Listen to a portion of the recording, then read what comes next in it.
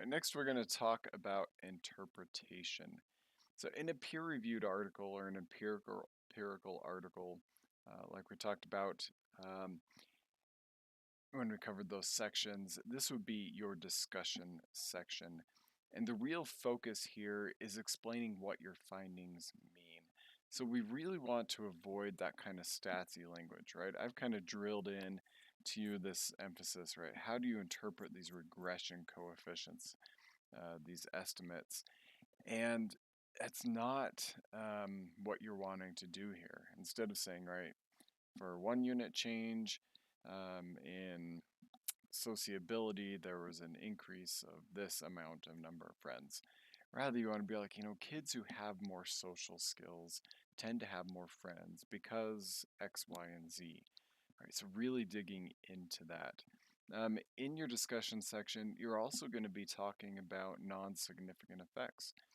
Because if you had key questions about something but it wasn't significant, you still want to answer that question and talk about, well, these two things weren't correlated with each other, and why might that be that there was no correlation?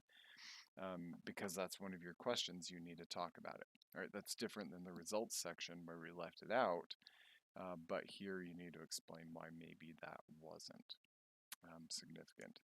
So we've said this, right?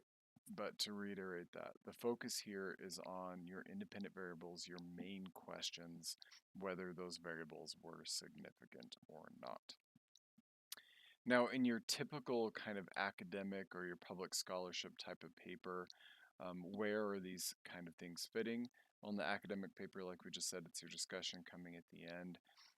Public scholarship, it's kind of somewhere in the middle. You don't always have an analytic strategy or results section in a public scholarship piece. If you do, it's probably in an appendix. And this kind of conceptual interpretation often makes up the bulk of what you're doing. I want to touch here on style a little bit in terms of writing this your interpretation in academic versus public scholarship.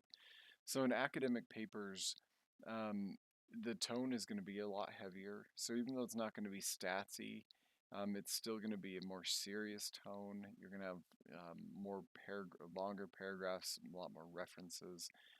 When you're doing an interpretation in a more public scholarship, they're going to be shorter paragraphs, shorter references or fewer references, a lot more engaging, and there's going to be a focus here on graphics and infographics. So in this class in particular, next week we'll have a day where we practice making infographics. That's largely what we're going to do for the final exam and um, for the nonprofit that we're working with, and creating things like this. So here we're not actually writing anything about the interpretation really, like paragraphs wise.